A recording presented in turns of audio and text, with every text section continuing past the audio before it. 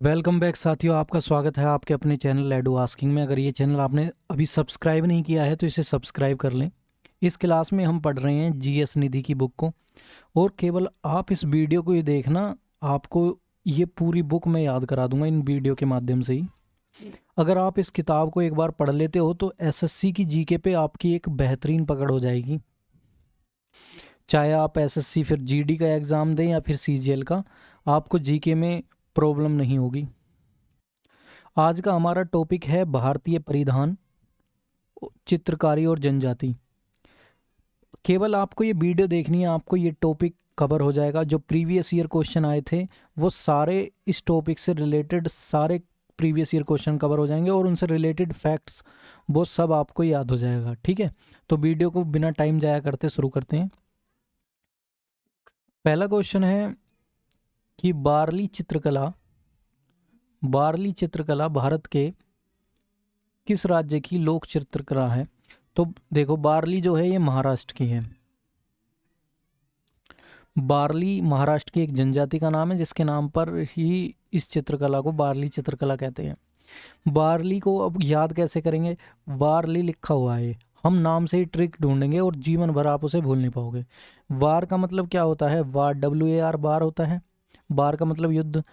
तो कोई मूर्ख व्यक्ति होगा जो बड़े राष्ट्र से, बड़े महान राष्ट्र से, बड़े जो बड़ा राष्ट्र हो उससे युद्ध मोल ले ले। बार ली, युद्ध मोल ले लेना। ली, बार ली, क्या ली उसने? बार ली, बिना बात की। तो वो कैसा था? बुद्धू इंसान होगा ना, जो इसने बड़े राष्ट्र से बार मोल ले ली, तो यानी कि महाराष्ट्र। ठीक है, इससे याद हो जाएगा, बड़े राष्ट्र से महाराष्ट्र। आपके दिमाग में ये बात बैठ चुकी होगी, ठीक है, आप इसे कभी नहीं भूल पाओगे। बात करें बार्ली चित्रकला, जो महाराष्ट्र राज्य की जनजाति बार्ली द्वारा बनाई जाती है। इस चित्रकारी के अंतर्गत मुख्यतः ऋतु, फसल, पैदावार, उत्सव, शादी और धार्मिकता को दर्शाया जाता है। बार्ली चित्रकला परंपरा 2500 से 3000 ईसा पूर्व के बीच की मानी जाती है। ये काफ़ी पुरानी चित्रकला है। अगला क्वेश्चन है कि ये थांका पेंटिंग शैली में किस देवता को दर्शाया गया है? तो किस धर्म के देवताओं को दर्शाया गया है थांका पेंटिंग शैली में? तो नाम से ही पता चल रहा है, बौद्ध धर्म के देवताओं को दर्शाया गया है। थांका पेंटिंग शैली में बौद्ध देवताओं को दर्शाया गया है। थांका पेंटिंग आमतौर पर हिमाचल प्रदेश, लद्दाख, सिक्किम और अरुणाचल प्रदेश में प्रचलित है। थांका पेंटिंग शैली बड़े पैमानों पर प्रार्थनाओं एवं मुद्रित संस्करणों और पोस्टरों आकारों में सजाने के लिए प्रयोग की जाती है। मधुबनी चित्रकला शैली की उत्पत्ति किस राज्य में हुई? तो मधुबनी, ये काफ़ी इम्पोर्टेंट है और आपको याद भी होना चाहिए 100%। तो मधुबनी का संबंध है बिहार राज्य से। ठीक है, मधुबनी चित्रकला शैली की उत्पत्ति बिहार राज्य से हुई है। मधुबनी जिले का जितवारपुर गांव इसका मुख्य केंद्र है। वर्तमान में चित्रकारों द्वारा यह चित्रकला कैनवास, दीवार व हस्त निर्मित कागजों पर बनाई जाती है। मधुबनी चित्रकला अधिकतर प्राचीन महाकाव्यों से प्राकृतिक दृश्यों तथा देवताओं के साथ पुरुषों और उसके सहयोग को दर्शाती है। अगला क्वेश्चन है, निम्नलिखित में से कौन सी केरल राज्य की पारंपरिक लोक कला है? तो वो कौन सी है? तो वो है मार्गोमकली। मार्गोमकली कहाँ की है? ये केरल राज्य। कैसे याद करेंगे? आपने एक पढ़ा होगा कथकली। कथकली कहाँ की है? केरल की। तो देखो, कथकली में भी कली आ रहा है और मार्गोमकली में भी कली आ रहा है, तो इससे तुम्हें हमेशा याद रह जाएगा। ठीक है, तो मार्गोमकली कहाँ की है भैया? केरल की। ओके। मार्गोमकली सीरियाई ईसाइयों के द्वारा की जाने वाली एक अनुष्ठान लोक कला है। इसमें 1 दर्जन नर्तक जलते हुए दीपक के चारों ओर साधारण पारंपरिक सफ़ेद धोती पहने व पगड़ी पर मोर पंख लगाए गाते व नृत्य करते हैं।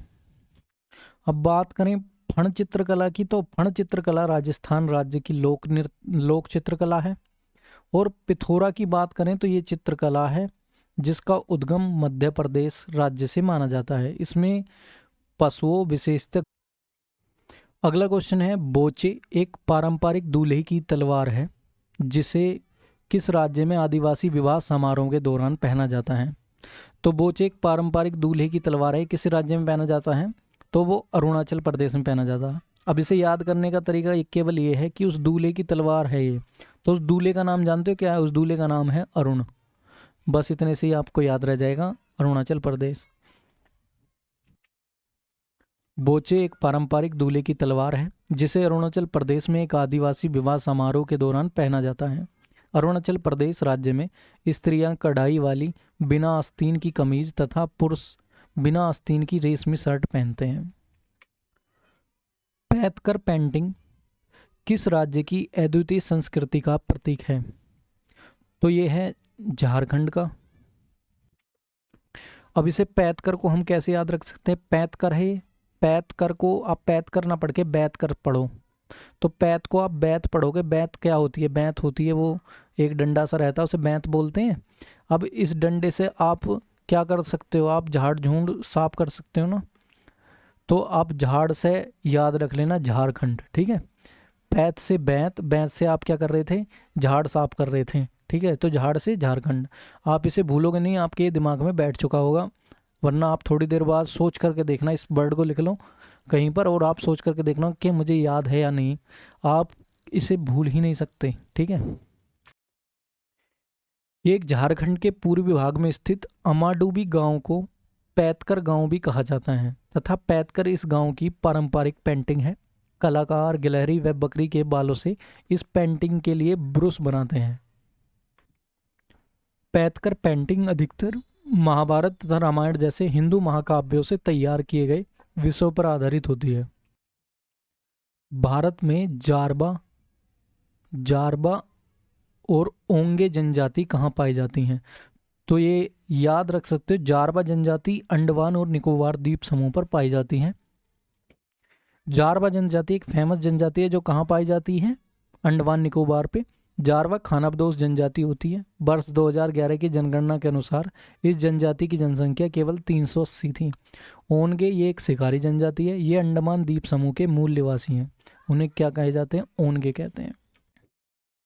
निम्नलिखित में से कौन सा पारंपरिक रूप से अंडमान और निकोबार द्वीप समूह में रहने वाली आदिवासी समूह नहीं है? तो देखो, अभी हमने पढ़ा है जारबा। जारबा तो यहीं की जनजाति है। मुंडा जनजाति जो है कहाँ की है? मुंडा ये झारखंड के छोटा नागपुर पठार की तरफ रहते हैं। ओनगे अभी मूल निवासी हैं अंडमान द्वीप समूह के। और सेंटिनलीज भी ये कहाँ की है? सेंटिनलीज ये भी अंडमान निकोबार के हैं। लेकिन क्या नहीं है? मुंडा कहाँ के हैं? झारखंड के हैं, ठीक है। अगला क्वेश्चन है, किस बकरियों के आंतरिक फर को पश्मीना सोल नामक महीन सोल में बुना जाता है? तो वो किस बकरी का होता है? वो कश्मीरी बकरी होती है। विश्व में पशुओं से प्राप्त रेशों में से सबसे अच्छा रेशा पश्मीना को माना जाता है। यह रेशा तिब्बत और कश्मीर में पाई जाने वाली बकरियों से प्राप्त होता है। अगला क्वेश्चन, निम्नलिखित में से किस राज्य में कजली पेंटिंग्स पारंपरिक रूप से संबंधित हैं जिसमें ब्रश का उपयोग नहीं होता? तो कजली पेंटिंग जो फेमस है राजस्थान की है। कजली के साथ साथ राजस्थान की एक फेमस पेंटिंग फड़ भी है, ठीक है। तो कजली को आप कैसे याद कर सकते हो? देखो, कजली में क्या आ रहा है? जल, ठीक है। जल से क्या है? जल की कहाँ कमी है? आप ऐसे भी सोच सकते हो, जल की कमी कहाँ है? राजस्थान में रेगिस्तान है, ठीक है। तो इससे याद कर सकते हो। झारखंड की हमने अभी एक याद करी थी, पैथकर पेंटिंग कहाँ की है? झारखंड की है। अगला क्वेश्चन है, जदोपटिया झारखंड राज्य में लोकप्रिय है, क्या है? एक लोकप्रिय रूप का है। तो वो एक चित्रकला का रूप है लोकप्रिय, जिसे कहते हैं जदोपटिया, ठीक है।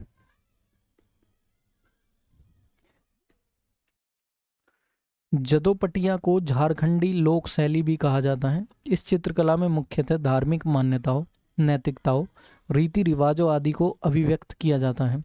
यह चित्रकला संथालों की पहचान रही है। संथाल जनजाति है झारखंड में एक। निम्नलिखित में से किस राज्य में भित्ति चित्र यानी कि फ्रेस्को पेंटिंग एक लोकप्रिय कला रूप है। तो ये हरियाणा का है। हरियाणा राज्य में भित्ति चित्र फ्रेस्को पेंटिंग एक लोकप्रिय कला रूप है। कलायत कपिल मुनि मंदिर, भिवानी में माता मनसा देवी मंदिर और हवेलियां में ऐसे चित्रों के शानदार उदाहरण हैं जो जातकों की कहानियों को चित्रित करते हैं। गहनों में नक्काशी या खांचे पर रंगीन दंत वल्क से लेप चढ़ाने की प्रक्रिया को क्या कहा जाता है? तो उसे कहा जाता है मीनाकारी। मीनाकारी का कार्य सबसे अधिक राजस्थान राज्य के जयपुर क्षेत्र में किया जाता है। जयपुर में मीनाकारी की कला महाराज मानसिंह प्रथम द्वारा लाहौर से लाई गई थी। मेखला चादोर किस राज्य की एक पारंपरिक पोशाक है? तो ये असम की है। अब हम इसे याद कैसे करेंगे? तो एक फेमस गैलेक्सी का नाम है दुग्ध मेखला। दुग्ध मेखला आकाशगंगा है ये कहाँ पे है? आकाशगंगाएं कहाँ होती है? आसमान में ही तो होती हैं। आसमान से कैसे याद हो जाएगा? असम। ठीक है। मेखला चादर या मेखला चादर असम राज्य की एक पारंपरिक पोशाक है। यह असम की महिलाओं द्वारा पहनी जाती है। मेखला कमर से नीचे की ओर लिपटा हुआ बेलनाकार कपड़े का टुकड़ा होता है, जबकि चादर लंबे कपड़े का टुकड़ा होता है जिसे पीठ और छाती पर लपेटा जाता है। पारंपरिक मेखला चादर कपास, मुगा, पैट सिल्क तथा एरी सिल्क से बना होता है। चेंचस अनुसूचित जनजाति भारत के किस राज्य से संबंधित है? तो चेंचस है ये तेलंगाना से। अब इसे याद कैसे किया जाए? चेंचस को आप चेचक पढ़ो। ठीक है। तो जब किसी के चेचक हो जाती है तो वहाँ पे उसे क्या नहीं करना चाहिए? वहाँ तेल नहीं लगाना चाहिए। ये कोई फैक्ट नहीं है, ये केवल एक स्टोरी सी मान लो इसे, इससे आपको याद हो जाएगा। अगर आपके चेचक होगी तो आपको क्या नहीं करना है? तेल नहीं लगाना। तेल नहीं लगाना से मतलब तेलंगाना। तो चेंचस जनजाति कहाँ पे है? तेलंगाना में। ठीक है। चेंचस अनुसूचित जनजाति भारत के तेलंगाना, उड़ीसा, आंध्र प्रदेश व कर्नाटक राज्य में पाई जाती है। चेंचस लोग चेंचू भाषा बोलते हैं जो द्रविड़ भाषा परिवार की सदस्य हैं। नाइसी, अप्तानी तथा बोकर भाषाएं व्यापक रूप से कहाँ बोली जाती हैं? नाइसी, अप्तानी और बोकर भाषाएं ये अरुणाचल प्रदेश में बोली जाती हैं। नाइसी, अप्तानी तथा बोकर भाषाएं व्यापक रूप से अरुणाचल प्रदेश में बोली जाती हैं। वोनिसी, गैलो तथा टैगिन जैसी अन्य भाषाएं भी अरुणाचल प्रदेश में बोली जाती हैं। मिजो तथा अंग्रेजी ये मिजोरम की प्रमुख आधिकारिक भाषाएं हैं। वहीं बात करें कोन्याक ये नागालैंड की सबसे अधिक बोले जाने वाली भाषा है। प्रसिद्ध भारतीय चित्रकार मकबूल फिदा हसन अपने चित्रों में जीवंत तथा स्वतंत्र भाव का प्रदर्शन करने के लिए मुख्य रूप से निम्न में से किस पशु का प्रयोग करते थे? तो ये प्रयोग करते थे घोड़े का। भारतीय चित्रकार मकबूल फिदा हुसैन 20वीं शताब्दी के प्रसिद्ध कलाकारों में से एक हैं। वर्ष 1973 में इन्हें पद्म भूषण तथा 1991 में सरकार द्वारा पद्म विभूषण से सम्मानित किया गया। निम्न में से कौन सी उड़ीसा की एक पारंपरिक चित्रकला है? तो वो पट्टचित्र उड़ीसा की है। बरली ये महाराष्ट्र की है। मधुबनी ये बिहार की है। ठीक है। पट्टचित्र उड़ीसा की एक पारंपरिक चित्रकला है। यह संस्कृत से विकसित हुई कला है। पट्टचित्र का अर्थ कपड़े के एक टुकड़े पर चित्रित किया गया एक चित्र है। पट्टचित्र मुख्यतः हिंदू पौराणिक कथाओं पर आधारित आइकन पेंटिंग होती हैं। निम्न में से किस जनजाति का संबंध सिक्किम से है? सिक्किम से भूटिया जनजाति का संबंध है। उत्तरी सिक्किम की सूखी घाटी में अधिकांश भूटिया पाए जाते हैं।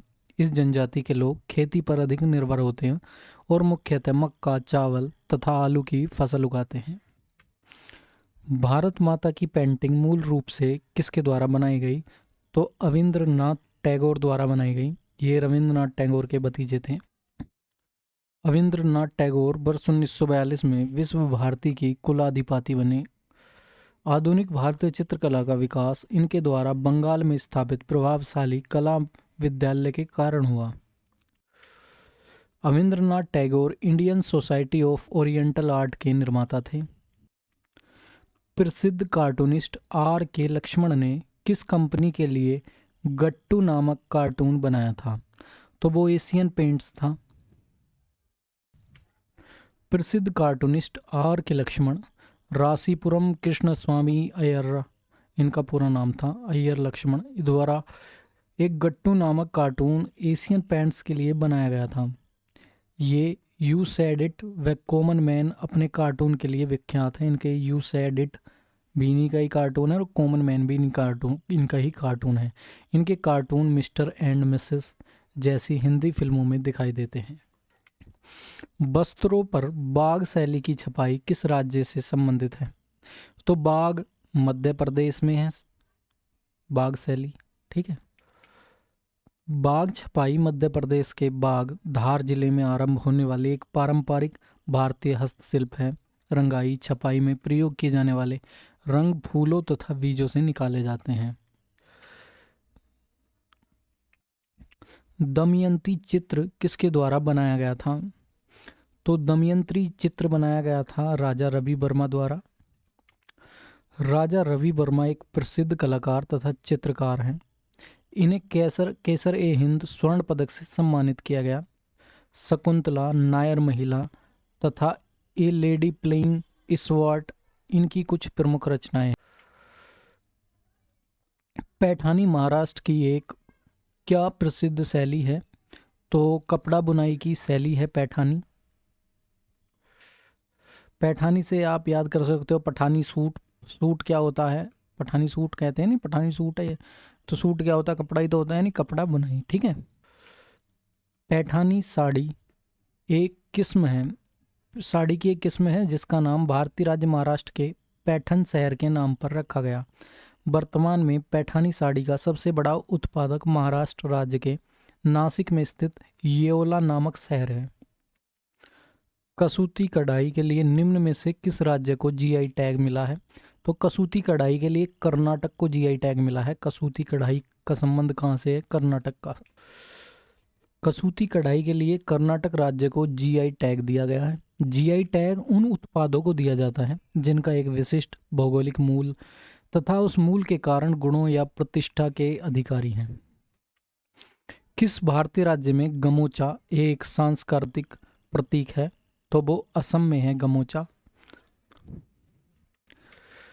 असम राज्य में गमोचा एक सांस्कृतिक प्रतीक है। यह कपड़े का एक सफ़ेद आयताकार टुकड़ा होता है जो पैट सिल्क से बना होता है। आम गमोचे सूती धागे से बने होते हैं, किंतु पारंपरिक रूप से इन्हें पैट सिल्क से ही बनाया जाता है। चिकनकारी कढ़ाई के लिए निम्न में से कौन सा स्थान प्रसिद्ध है? तो चिकनकारी के लिए लखनऊ शहर उत्तर प्रदेश का ये सबसे ज़्यादा फेमस है। चिकनकारी कढ़ाई लखनऊ की पारंपरिक कढ़ाई शैली है। चिकनकारी भिन्न भिन्न प्रकार के वस्त्रों जैसे रेशम, शिफॉन, नेट, मलमल, आर्गेना आदि पर नाजुक तथा कलात्मक ढंग से की गई कढ़ाई होती है। लोकप्रिय बाघ गुफा चित्र कहाँ पाए गए? तो ये बाघ से संबंधित मध्य प्रदेश में ही है। लोकप्रिय बाघ गुफा चित्र मध्य प्रदेश राज्य के धार जिले में दक्षिण ढलानों के मध्य स्थित 9 रॉक कट स्मारकों का एक समूह है। बाघ गुफा में बुद्ध और अन्य धार्मिक कथाओं का चित्रण किया गया है। ब्योपा किस राज्य से संबंधित जनजातियों की पारंपरिक टोपी है? ब्योपा टोपी अरुणाचल प्रदेश की है। ब्योपा अरुणाचल प्रदेश राज्य से संबंधित जनजातियों की एक पारंपरिक टोपी है। मुख्यतः यह बेंत की बनी होती है तथा युद्ध में सिर की सुरक्षा हेतु योद्धा द्वारा पहनी जाती है। यह टोपी मुख्यतः न्यासी जनजाति के लोगों द्वारा पहनी जाती है। गुजरात, राजस्थान की एक वस्त्र कला है, कौन सी है इनमें से? तो वो बंधनी है, बंधनी। ये पैठनी कहाँ की है? ये महाराष्ट्र की है। बंधनी गुजरात व राजस्थान राज्य की एक वस्त्र कला है। यह एक टाई और डाई प्रक्रिया है जो प्रमुख रूप से गुजरात और राजस्थान और उत्तर प्रदेश के कुछ क्षेत्रों में प्रचलित है। इस विधि के शुरुआती संदर्भ सिंधु घाटी सभ्यता के अभिलेखों से मिलते हैं। न्यासी या निसी जनजाति का संबंध निम्न में से किस भारतीय राज्य से है? तो न्यासी या निसी जनजाति का संबंध अरुणाचल प्रदेश से है। न्यासी यही है जो ब्योपा टोपी को पहनते हैं, अभी हमने क्वेश्चन डिस्कस किया था पीछे। बात करें न्यासी जनजाति या निसी जनजाति का, इसका संबंध अरुणाचल प्रदेश राज्य से है। इस जनजाति को डफला व बांगनी नाम से भी जाना जाता है। ये चीनी तिब्बती परिवार की तिब्बती बर्मन भाषा बोलते हैं। अरुणाचल प्रदेश में न्यासी समुदाय सबसे बड़ा जातीय समूह है। और आगे हम पढ़ लेते हैं कुछ युद्ध कलाएं और उनसे संबंधित राज्य। कलारीपट्टू का संबंध है केरल राज्य से। एक केरल की इम्पोर्टेंट बात ये याद रखना, जहाँ भी डबल टे आ जाएं तो वो केरल से ही संबंधित होंगे। एग्जाम्पल जैसे कि मोहिनीअट्टम में भी डबल टे है, इसी प्रकार कलारीपट्टू में भी डबल टे है, तो इससे आप पहुंच सकते हो केरल पे। ठीक है। थांगटा कहाँ का है? ये मणिपुर का है। सिलंबम है तमिलनाडु का। कैसे याद करेंगे? कोई दोस्त अपने दोस्त से कह रहा है कि तू मिल, तुझे बम से उड़ा दूंगा। बम मतलब सिलंबम। ठीक है। परिखंडा कहाँ का है? बिहार का। मर्दानी खेल कहाँ का है? मर्दानी खेल महाराष्ट्र का है। लाठी पंजाब की और बंगाल दोनों जगह चलती है। वहीं सरित सरक ये मणिपुर का है। और चेबी गदगा थांगटा ये सब कहाँ के हैं? मणिपुर के हैं। चेबी कहाँ का है? मणिपुर का है। ठीक है। इसी के साथ हमने इस टॉपिक को भी कंप्लीट कर लिया है। आने वाली वीडियो में हम इस पूरी बुक को कंप्लीट कर लेंगे। अगर आपने चैनल को सब्सक्राइब नहीं किया है तो चैनल को सब्सक्राइब कर दें, वीडियो को लाइक कर दें। मिलते हैं अगली क्लास में, तब तक के लिए जय हिंद।